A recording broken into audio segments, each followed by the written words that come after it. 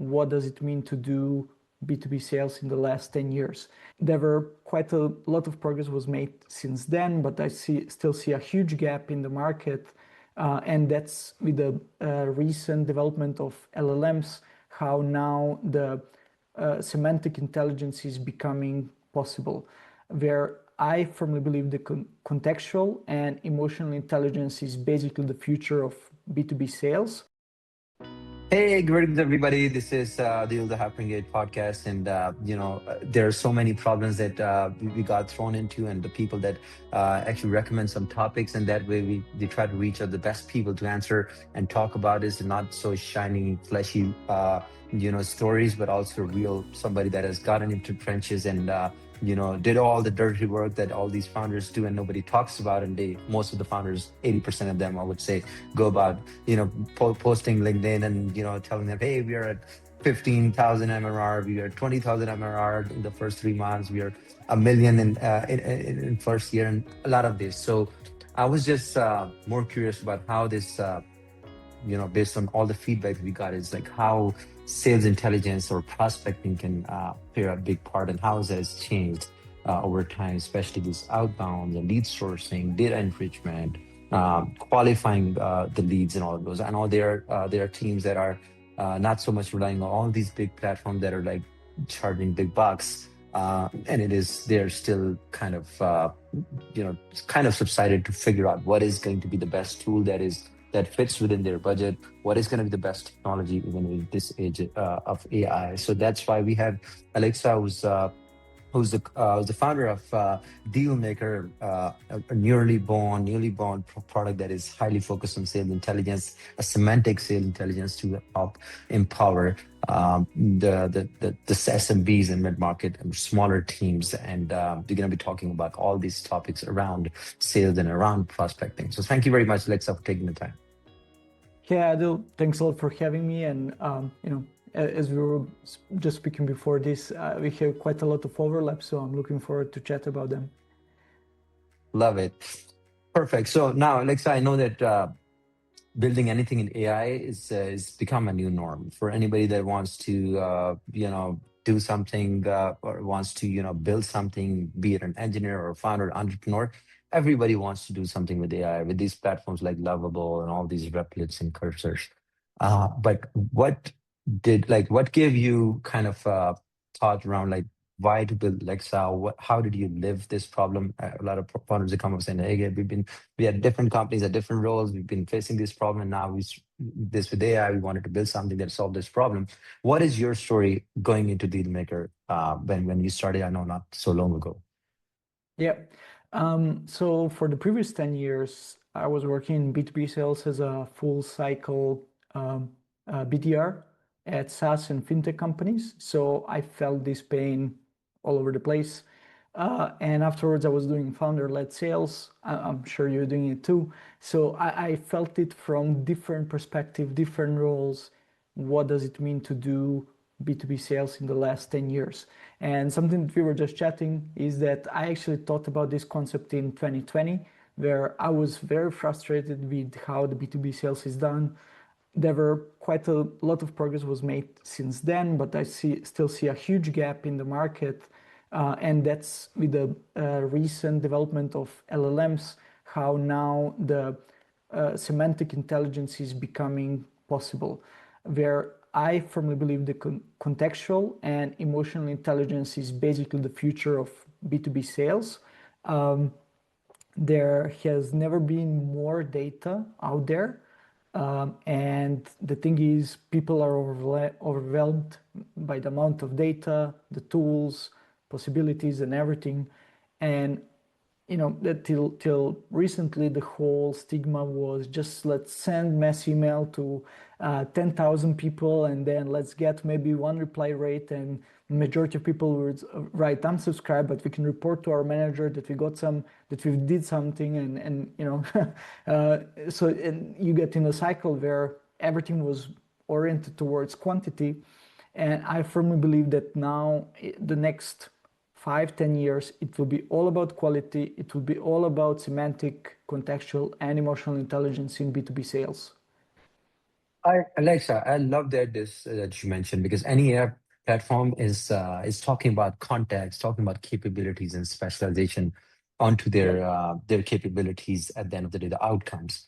With sales, you're thinking around like you're thinking about emotional intelligence, you're thinking about neuroscience, and that is what actually that is something that is not a lot of these sales platforms built for SDRs, BDRs, account executives are thinking around because it's not easy. So how are you bringing this capabilities that compensate the capabilities of emotional intelligence and neuroscience?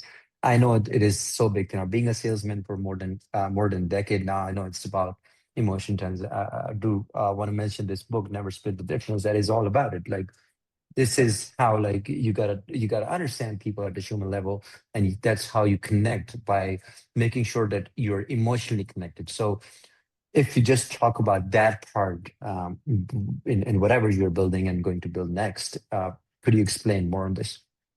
Yeah, 100%. So this product embodies everything I am as a salesperson. Let's say if you would evaluate me as a salesperson, I won't be the most charismatic one. I won't be the funniest salesperson. I won't be probably the person you want to hang out on a Friday night with a beer. Um, with a lot of things, I won't be the best as a salesperson on all the aspects there, right? But if you come on the aspect where it comes to who is the prepared the most in the sales team, I would be one of the ones that is prepared the most. And I don't know, I always try to bring high context to the conversations with prospects or customers because everything else I kind of found to be quite honest, waste of time. So that is basically the aspect that helped me even before AI and everything to be always relevant and successful in sales because like I was always coming and presenting to the right people, right solution at the right time. And this was just by knowing. I think it also comes down to that when I started my career, I was in back office for roles first, and I was, let's say, in fintech. I was first doing risk and compliance.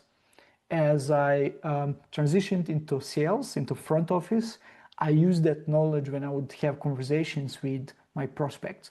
So there would be immediate trust. There would be immediate that element that they know what I'm talking about. Because many times, especially in some a little bit more regulated and complex industries like fintech, I think that customers and prospects have an impression that salespeople are just the ones that do the talking. And then, I need to check with my team, I need to ask. But I had several situations where people would ask me something, or I would even proactively give them suggestion what to do based on my knowledge from risk and compliance, how to optimize things better, like a little tips and tricks. And, immediately, even if it would be like a first meeting or we would speak on an event or conference, they would be looking forward to speaking with me again. That also Mhm. happened.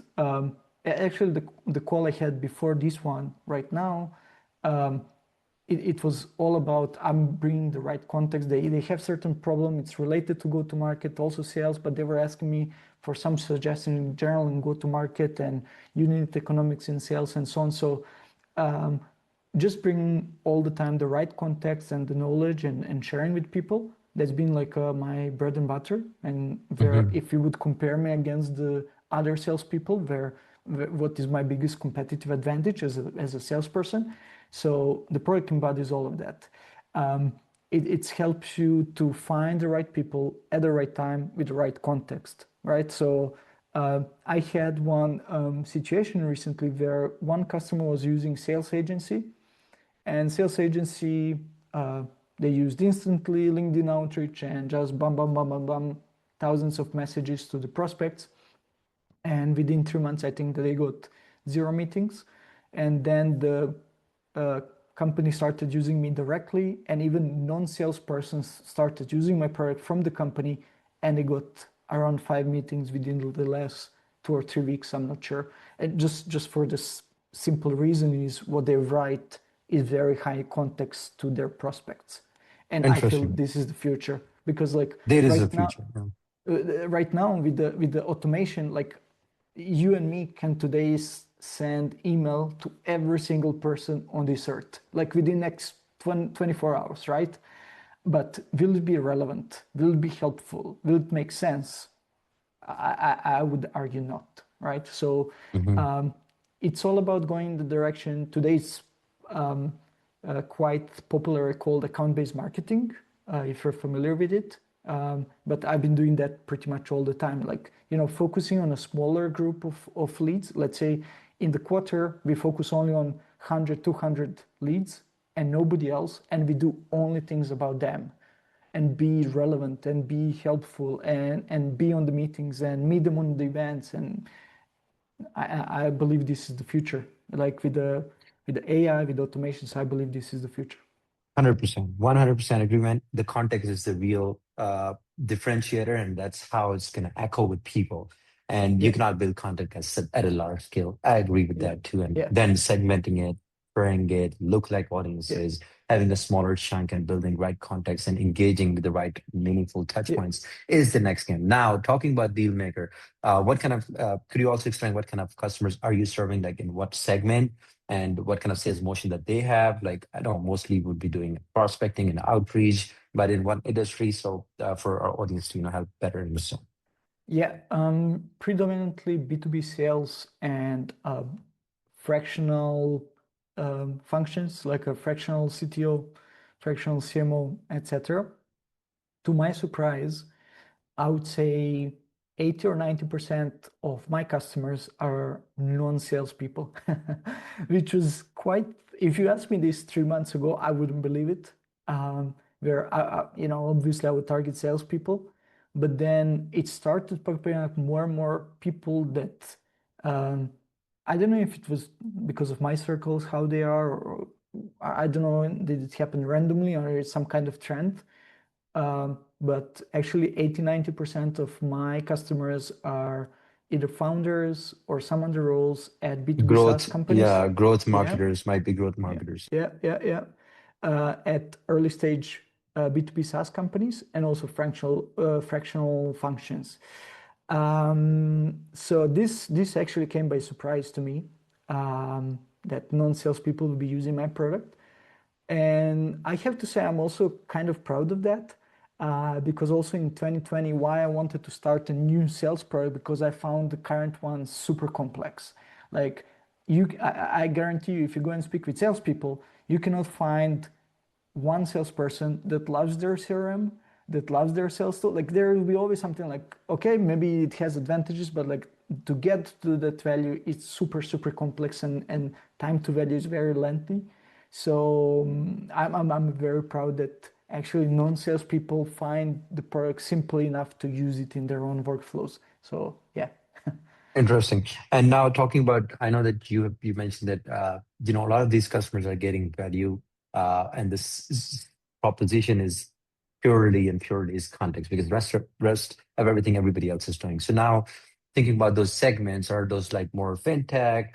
Could you also explain some of the customer journeys, and then we'll talk about the post sales, what kind of processes that you have, a little bit about the go to market. Yeah, what did you mean about the segment? You mean about Like, the and industry of my yes, customers? industry, yeah, industry vertical, like and then could you also tie any kind of story? Let's say you mentioned one in the beginning, like the prospecting, the biggest challenge in the prospecting is, I think, the open rates, and of course, everything that is impacting the conversion.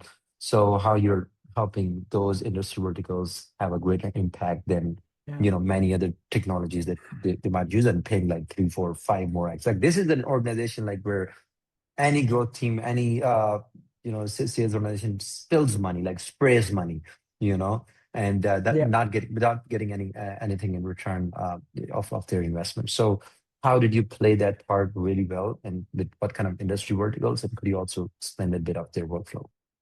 Yeah. Actually, one of the, I would say maybe three core pillars that I can think on top of my head. One is actually consultants as individuals or companies that are doing consultancy services tech consultancy and similar.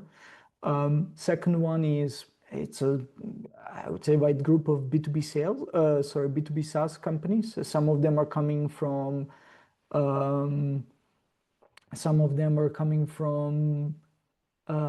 green tech, which is like EGS things. Some of them are coming from um, something related to marketing, or some of them are around travel and so on. So like there are so many of them. So I would rather basically just say B2B SaaS. They're serving many different industries. And then the third pillar is fractional functions. So individuals that are transitioning from their day jobs to become like independent consultants, and with their time help organizations. So that's been quite a bit. But I have to say that the thing that I'm both proud and very ashamed to say as a sales tool founder, close to 90% of my customers came from referrals from paying customers. So I had a gap in the previous 2 months where I didn't do any B2B sales or growth. So all the paying customers came from my current paid customers at the time. They were just introducing me to their friends and colleagues, and that's how it grew. So maybe the pool was toward in the direction that I didn't plan intentionally and proactively to go and do. And it happened for the reason because I'm building all of this solo. I got first recurring customers in August, and my goal was to build things to retain them. So I saw things how I can go and acquire other customers. But to be honest, like for me was like, okay, I got paying customers inside the product. How can I retain them and expand the value so they upsell and do things? And I think I had in the meantime around six expansions revenue wise. But also like I made a conscious decision not to go into outbound sales. So I would say this should be taken with a pinch of salt, because like also I Mhm. didn't proactively target certain industries, and then it happened, and then I intentionally wanted this to be it like organically happened through referrals, right? That probably is kind of blessing in disguise, because it is so important for you today is to deliver value, and Yes, for them to see value enough that they can retain and expand. That is customer success. We're gonna come to that really yes, soon too. But that is super important, instead of like just going wide and grabbing customers, and they have like they have feedback from all different places, and that takes you, in most of the cases, early days it happened to me, takes you away from your product vision, because you're getting yeah, good annual recurring clients, but they have requests. There is an expense that you gotta pay, and that expense is sometimes, most of the times, yeah, is and taking you away from the product vision. yeah, and one thing that I would mention is I was doing this also for the customers that were paying $29 a month. You as a founder would probably understand that. I had some customers that were paying $29 a month, and I spent hours on them. Like on paper, they're very unprofitable customers. You as a founder understand that. If I had one conversation recently with one person, she led the insanely great strategy at Amazon, and she's based in Berlin as I am. And we were speaking, and she was asking me what to do, like a sales voice. I was just picking her brain, and she said, "You shouldn't be doing sales for anybody below 50K ACV, like an annual contract value." And the thing is, she is completely right. But as you probably know, in our stage, like even if somebody pays $29 a month, your goal is to retain them and expand the value, and Absolutely. to Yeah. really polish the product and fine tune. So Yeah. funny story about what happened with this one customer, one $29 customer with whom I spent actually the most of the time.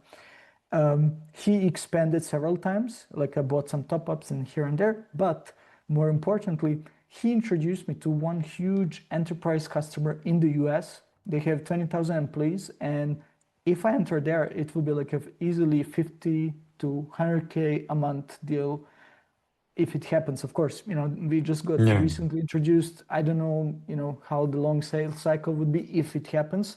But I'm just saying here, like for other founders that are listening, is like how even the small customers are insanely important to make them happy, retain them, and because this is in the end, it's like a flywheel.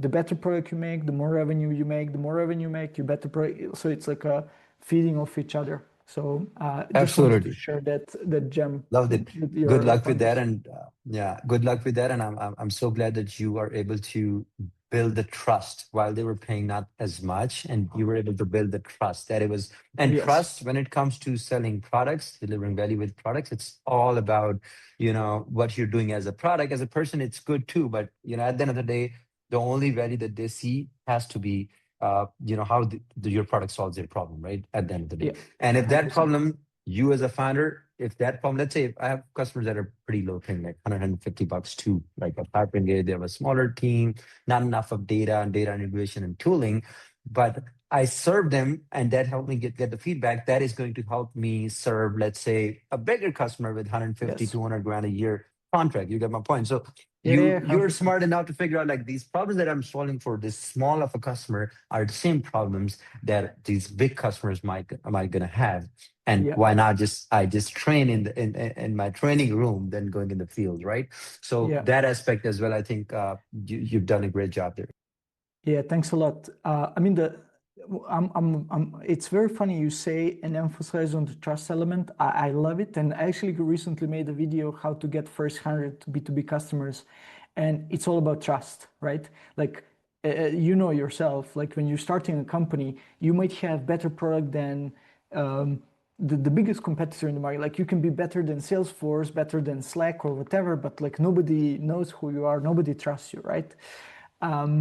And the second thing, what you mentioned is like what is my basically calculation in my mind is, let's say I got in the first month I got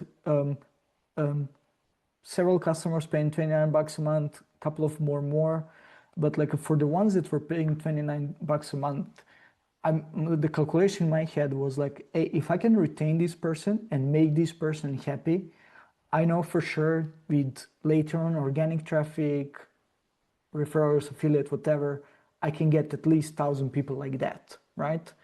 And if I fix for this one person, and later on I turn on the growth engine, it will pay for itself. So Mm, I think for the founders, it's more about thinking as your investment of time in the product rather than pure like a revenue calculator and unique absolutely. economics. Yeah, I love this so much because I met this guy Jason Lemkin, who's the founder of Saster Mhm. out in London. So we were talking about like whether what is going to be the right time to invest or raise capital. And he said like if you find one reason to raise capital, that's building the right product. Raise it for a better CTO or something like this. So think of the product. So whatever, even with this AI, there's so much of noise, but you can still have, if you're creative and if you have capability of using AI in the smartest way, like engineering and everything, you can definitely go product first. And everything Yep. rest will be will follows. Then it's easier to build out funnels, do the growth, outreach, prospecting, relationship based, founder led, community led. We're also like founder slash community led. So that is the easier bit. To do the product right is super important for the Yeah. right market positioning, for the right ICP, and of course, when you go up market, you got to make sure that these are these are the sweetest spot that we can figure out like these customers. So now talking about your go-to-market, like so I know that a lot of these founders think about increasing their monthly, quarterly, or annual recurring revenue, but very few of them think of investing it back to the success of their customers. So now when you come talk about success, which you earlier did, like making sure that retain, only way that they can retain is as they're adopting the platform, they're potentially using it, and they're seeing value on weekly or monthly basis. And then once they grow slightly bigger, they will be able to expand. So of course, if you have pricing on the usage base or seat base, whatever pricing that you have. So how you're tracking their success, what kind of tooling, like apart from some vanity metrics like signups and the feature level metrics and their engagements and support tickets and all. What are your thinking around? Because there's so much that we can do together in that regard. If Yeah, there is anything that we can do as at a yeah, helping it. yeah. I mean, how I'm doing it today, I don't know if you would approve personally, but um, I do it mostly just to see if people are using the product. So from time to time, several times a week, I just go to the database. I use Supabase, and I just see if people are actually. I have so my product is a credit usage based. So I just see based on the credits, are the credits moving or not? And soon I would actually automate this as a for myself weekly reports on Slack. So for me, at the moment where I am right now is um, I can kind of say I can start sensing product market fit. It's still far away from that, but I can, like what you were mentioning before, I built in the past bad product, so I know what is a bad product, and now I feel what is a good product. And I purely just focus like are people actually using the product, and that is at the moment for me the most important metric. Even the people that just registered, I always check have they actually activated inside the product, are they using the product, um, and for the ones that are paying also, are they using the product? Like for me, it would Mhm, be profitability wise, it would be the most profitable to have paying customers that are not using the product. But to be honest, like that's not my focus at all. Like I really want them to use the max from their product, from their credits, and to really use the product on a daily basis. So I'm mostly focused on that one metric right mhm. now. Gotcha. And at the moment, I don't really differentiate much. Are they paying or non-paying customers? I really want them to use it to the maximum. And actually, I get quite disappointed that they're paying customers. Like I had one, two paying customers that I know in the previous month, they haven't used it at all. And then I think your question was also, what do I do around it? So I always try for the ones that are not using, I check in with them at least monthly, sometimes even more frequently, depending on their usage patterns. But I check in what's their focus for the next period and to help them how they can implement Dealmayker in their own workflow. And the ones that are heavy users, I'm in touch with them, like with the power users. I have around 5 companies that are power users. I'm in touch with them like almost daily. With 2 companies, I'm in touch every single day, whole day. And there are a couple of other companies like between daily and weekly. And my goal is that I'm constantly expanding the value they get. So I'm like from time to time I sit with them. Okay, how do they use it to understand the bigger workflow? For example, with one company that is about to upgrade their plan right now, the last week what we were speaking, they were telling me how they use their product in their own like a behind the scenes work, their day-to-day workflow. So they use my product, then they go do something, then they update their sales deck that I would present, and they do something. So like I'm collecting this info from them because then I can also help them how to use the product to the maximum capacity to really help them reduce their time and be better with better context to the customers. And yeah, that's what I do. Mhm, To be honest, on a product side, there's a lot of gaps and improvement points where I don't have still any like a product tours or even onboarding sequences, not in mhm, as an email, not in the product. That will be focused for me right now to build inside the product itself for faster activation and then faster activation to conversion. And with the power users, how I keep them happy is except for serving them, they're all piloting new feature that will be absolutely insane. I can guarantee you there's not similar things to that level on the market. It's like people pay for this to McKinsey and Gartner like more than 100K a year to get this kind of stuff. and it's static data. And my customers are getting this dynamic data updated weekly. So like like you're trying to give them, you're trying to get feedback, you're trying to give them value, and also as a founder, you're trying to make some FOMO, Absolutely. right? Yeah, So absolutely. And this is one also, thing. they when you try to build this trust level with your customers and going into trenches with them, understanding your workflows, they will tell you their bigger problems, right? And that's Yeah, how you get signal, and that's how you get more ideas for the yeah, for your product. And you're talking about these McKinseys and Gartners. These are the companies that are actually doing it for like large customers. But if you get this opportunity with some customers that are paying so low, but they are big enough, and once you get yeah, into their workflows and you sit with them and hear them out, you will see yeah. the same problems all over. So that's I how you expand, and that's how you actually unlock growth with those customers. Yeah, I agree with you like 100%. Everything you said is like being so close with your customers. It's nothing can be compared with that. Like you will learn so much faster and so better. Like I'm sure you're experiencing the same, but like when I speak with my customers, I can already start seeing the patterns where I should take the product. Like the customers might not always tell you exactly what they need, but if you understand their problem and their workflow, you will, as a founder, see what's the best solution for that across your customer base. And also, I firmly believe that they will simply stay longer with you. Like, to put it this way, let's say if 6 cents is, let's say, the competitor, what I'm doing, let's just use them as an example. Like any of these smaller, like less than 10 people B2B SaaS companies, they wouldn't be able to speak with the founder, or it's a question if they would be able to speak with anybody at that company.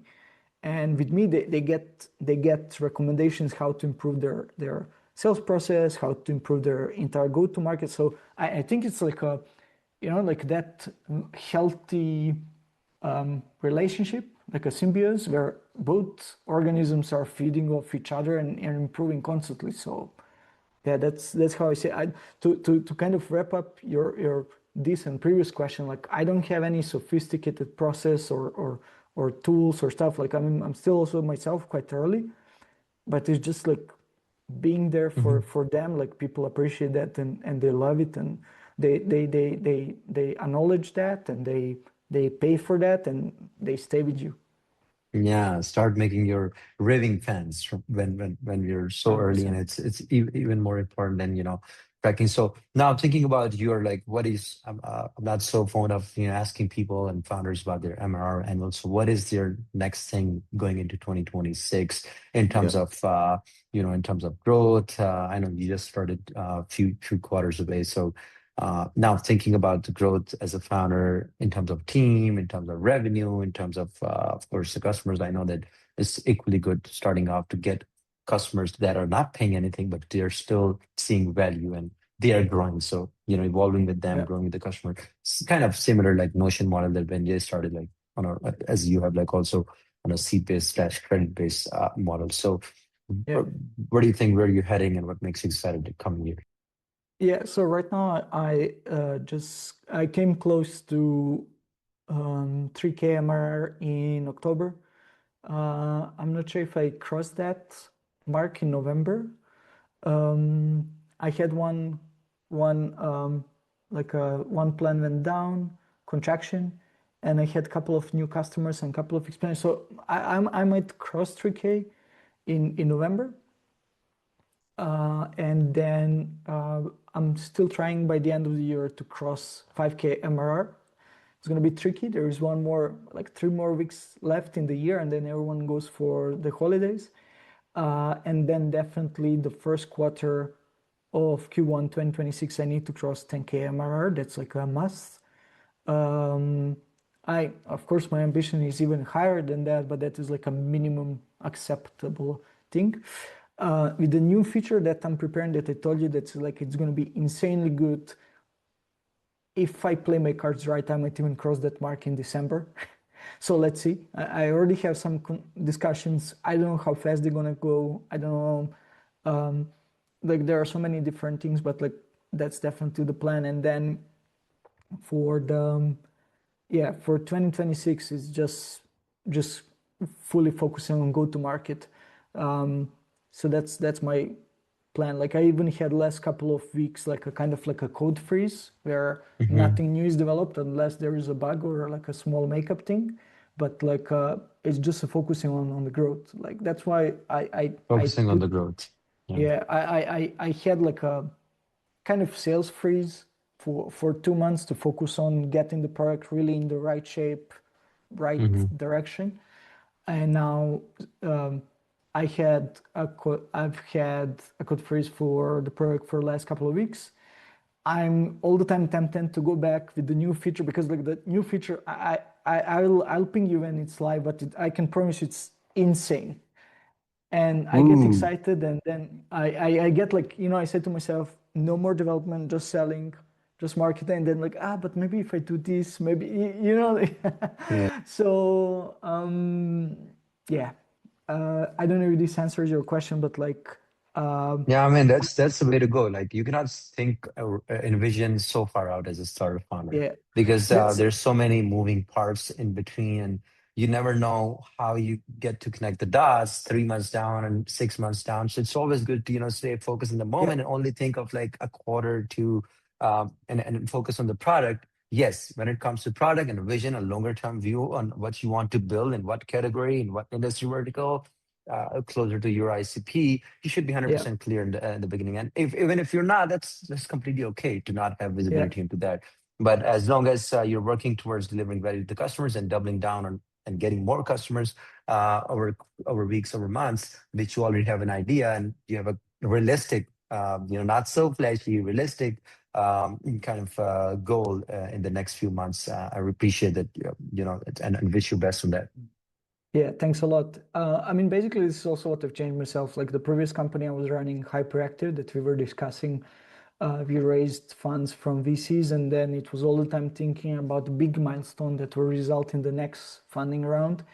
And right now, as a solo bootstrapper, I just think about what's the current level where I'm at and what's the next milestone. So right now I'm at a 3K MRR.